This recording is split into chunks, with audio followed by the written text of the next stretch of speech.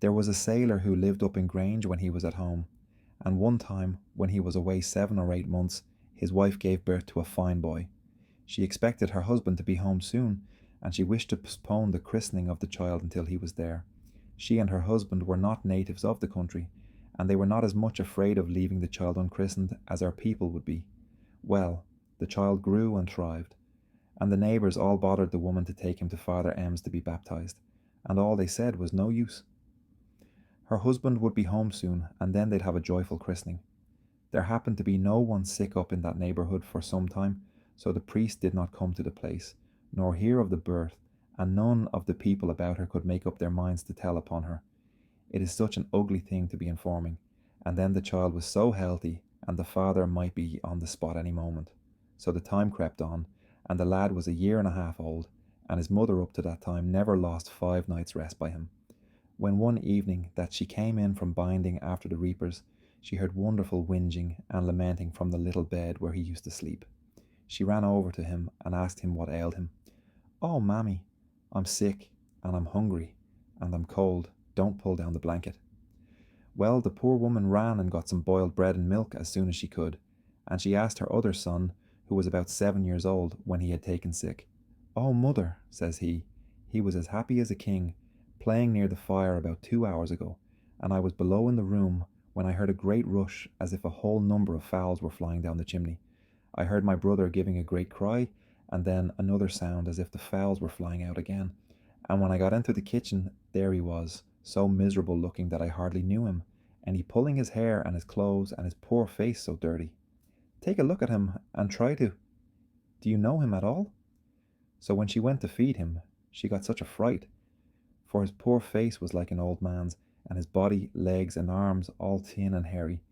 But still, he resembled the child she left in the morning, and "mammy, mammy" was never out of his mouth. She heard of people being fairy struck, so she supposed it was that happened to him, but she never suspected her own child to be gone, and a fairy child left in its place. Well, it's he that kept the poor woman awake many a night after, and never let her have a quiet day, crying for bread and milk, and mashed potatoes, and stirabout, and it was still "mammy, mammy, mammy," and the glows and the moans were never out of his mouth. Well, he had like to eat the poor woman out of house and home, and the very flesh off her bones with watching and sorrow.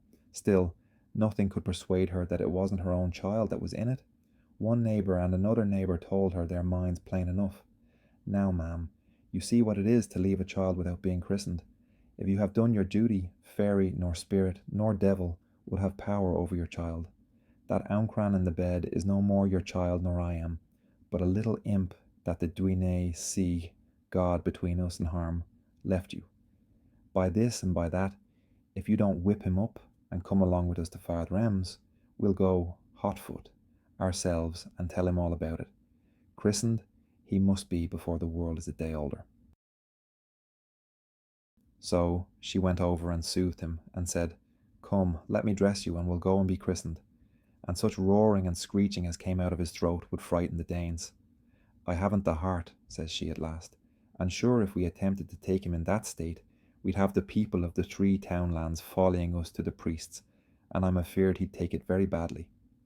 The next day, when she came in the evening, she found him quite clean and fresh looking, and his hair nicely combed. "Ah, Pat," says she to her other son, "was it you that did this?" Well, he said nothing till he and his mother were up at the fire, and the wretch of a child in his bed in the room. "Mother," says he then, in a whisper, "the neighbours are right, and you are wrong.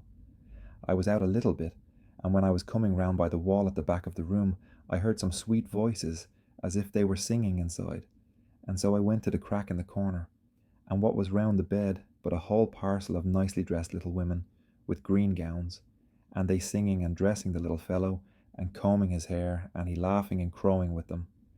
I watched for a long time, and then I stole round to the door, but the moment I pulled the string of the latch, I heard the music change to his whimpering and crying, and when I got into the room, there was no sign of anything, only him. He was a little better looking, but as cantankerous as ever. "Ah," says the mother, "you are only joining the ill-natured neighbours. You're not telling a word of truth." The next day Pat had a new story. "Mother," says he, I was sitting here while you were out, and I began to wonder why he was so quiet, so I went into the room to see if he was asleep. There he was, sitting up with his old face on him, and he frightened the life out of me. He spoke so plain. "Paul," says he, "go and light your mother's pipe, and let me have a show. I'm tired of my life lying here." "Ah, you thief," says I. "Wait till you hear what she'll say to you when I tell her this." "Tell away, you pickthanks," says he. "She won't believe a word you say." "And neither do I believe one word from you," said the mother. At last a letter came from the father, who was serving on board the Futrium, saying he'd be home after the letter as soon as coaches and ships could carry him. "Now," says the poor woman, "we'll have the christening anyway." So the next day she went to New Ross to buy sugar and tea and beef and pork to give a grand let out to welcome her husband, but the long-headed neighbours took that opportunity to gain their ends of the fairy imp. They gathered round the house, and one stout woman came up to the bed, promiscuous-like, and wrapped him up in the quilt before he had time to defend himself, and away down the lane to the borough she went, and the whole townland at her heels. He thought to get away, but she held him pinned as if he was in a vice, and he kept roaring, and the crowd kept laughing, and they never cried till they were at the stepping stones going to Ballybourne from Grange. Well, when he felt himself near the water, he roared like a score of bulls and kicked like the devil, but my brave woman wasn't to be daunted. She got on the first stepping stone, and the water, as black as night from the turf moil, running under her. He felt as heavy as lead, but she held on to the second. Well, she thought she'd go down there with the roaring and the weight and the dismal colour of the river, but she got to the middle stone, and there down through the quilt he fell as a heavy stone would through a muslin handkerchief. Off he went, whirling round and letting the frightfulest laughs out of him, and showing his teeth and cracking his fingers at the people on the banks. "Oh, you think you are very clever now," says he. "You may tell that fool of a woman from me that all I'm sorry for is that I didn't choke her, or do worse for her, before her husband comes home. Bad luck to yous all." Well, they all came back joyful enough, though they were a little frightened, but weren't they rejoiced to meet the poor woman running to them with her fine, healthy child in her arms, whom she found in a delightful sleep when she got back from the town. You may be sure the next day didn't pass over him till he was baptized, and the next day his father got safe home. Well, I needn't say how happy they were, but the woman was a little ashamed of herself next Sunday at Rathmere Chapel, while Father James was preaching about the wickedness of neglecting to get young babies baptized as soon as possible after they are born.